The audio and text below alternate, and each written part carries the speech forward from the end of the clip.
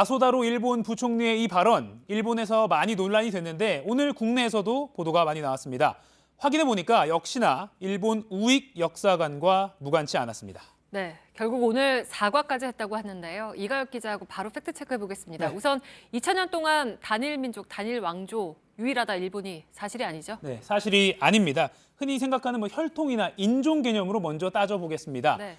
현재 고고학적 관점에서 보면 특정 국가가 순수 혈통의 단일 민족으로만 이뤄진다는 건 신화나 종교적인 내용이 아닌 이상 거의 불가능한 일에 가깝습니다. 네.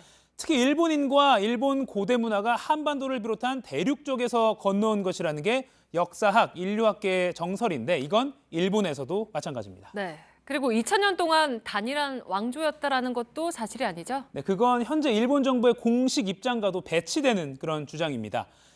일본은 지난해부터 일본 내 소수민족 중 하나인 홋카이도 원주민 아이누인을 선주민족, 그러니까 먼저 일본 땅에 살고 있던 다른 민족이라고 명시했습니다. 이 30여 년간 진통 끝에 작년에 이 법안이 나온 건데 그 과정에서 유엔이 일본 정부에 소수민족 차별하지 말라 이렇게 네. 공식 권고하는 일도 있었습니다. 네. 근데 이렇게 뻔히 드러나는 거짓말을 현직 부총리가 이야기를 한 배경이 있습니까? 네, 이게 잊을만 하면 일본 정치권에서 나오는데요.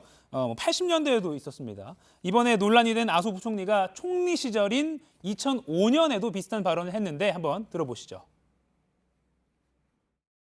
一国家、一文明、一言語、一文化、一民族。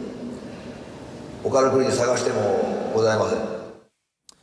네, 이 밖에도 저희가 일본 의회 회의록 등을 찾아보니까 이렇게 일부만 좀 가져왔습니다. 네. 많이 잊을만 하면 꾸준히 네. 나왔다는 걸 확인할 수가 있었습니다. 네. 그러니까 이게 정치인들을 계속 이렇게 써먹는 거를 보면 뭔가 목적이 있을까요? 네, 한마디로 우익 지지자 결집을 위해서다 이렇게 볼 수가 있습니다.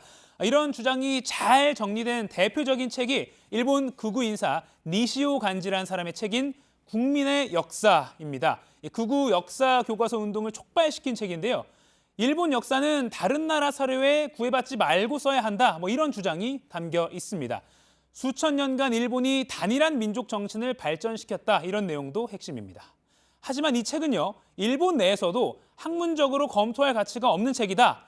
역사적 사실을 제멋대로 해석하거나 일부러 네. 누락했다. 이렇게 평가가 나옵니다. 한마디로 황국사관, 그러니까 민족성이 우수한 일본이 아시아와 또 넘어서 세계를 제패하겠다. 이런 일념에 100년 전에 나온 그 사관과 다르지 않다는 겁니다. 네. 그러니까 바로 그 점에서 우리도 이제 비판적으로 볼 수밖에 없겠죠? 네, 그렇습니다.